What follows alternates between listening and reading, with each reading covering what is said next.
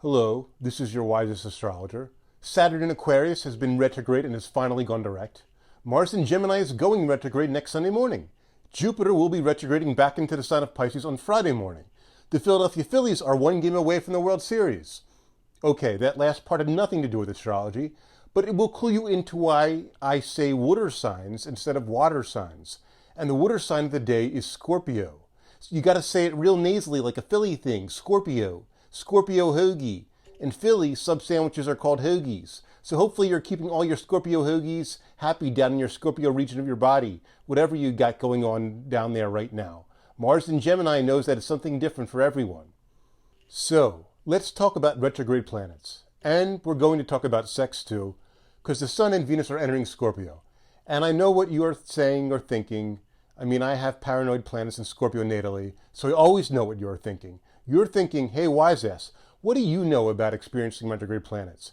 Do you have any planets that appear retrograde in your birth chart? And honestly speaking, no. No, I don't have any retrograde planets in my birth chart. But we all experience the same transiting retrograde planets, and it allows us to reflect on things in order to make stronger use of that planet. So, when Mars goes retrograde in Gemini next week, ruling the Scorpio Sun and Scorpio Venus, our heads will be filled with a variety of active expressions in order to try to communicate what's going on deep down there. And for this week, with Mercury still in Libra and Mars still direct, think of active words with a positive connotation as you try to balance that edge into something harmonious. And you'll be able to steer the back and forth reverberations of words into a positive release of sexual energy when the time is right. Mars in Gemini is all about timing.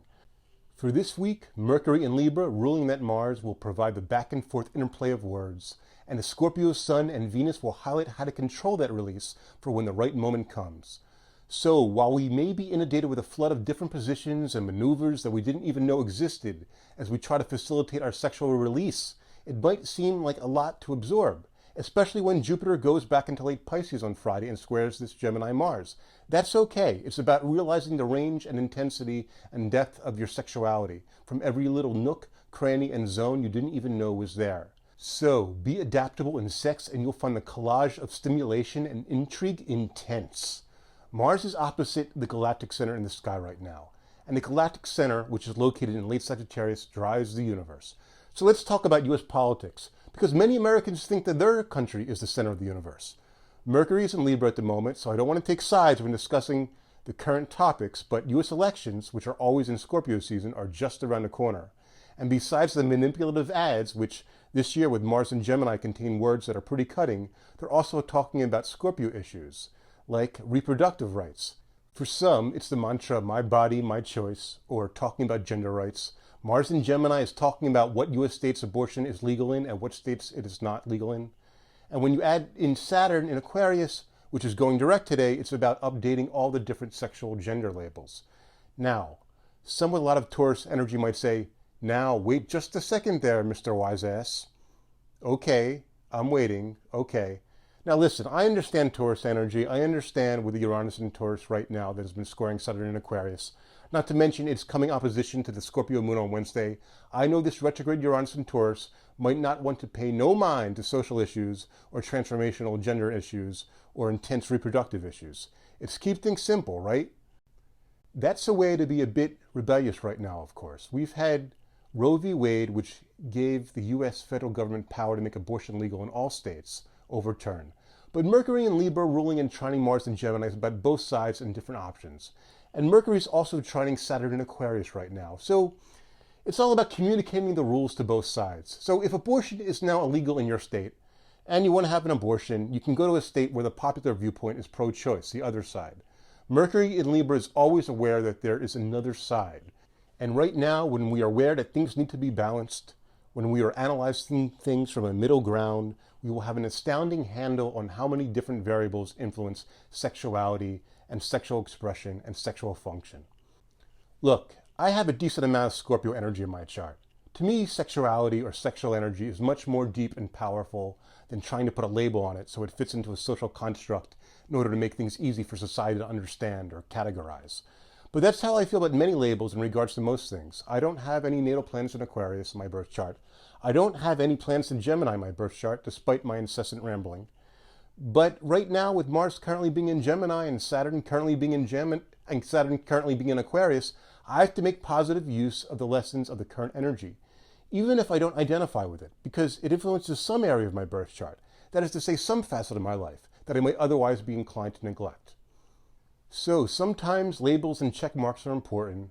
I did check the box for the video not being made for kids, but if you are a parent, you might need to have deep conversations with kids to stay in the loop with what's going on with them, especially if this Gemini Mars is transiting your fifth house, and especially if you suspect there's something deep and dark going on with your kids. So you'll have to think what kind of language you will use to have that conversation, or who you can connect with to help you have that conversation.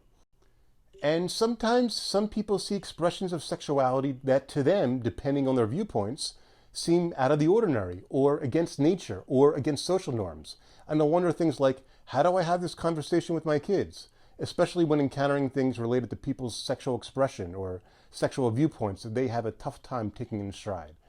But be careful of angry tones and rage-filled language that mimics hate, because that can influence others, even if you're simply trying to be assertive in the way you convey your deeply held beliefs. Mercury in Libra this week will help with being diplomatic when having those conversations.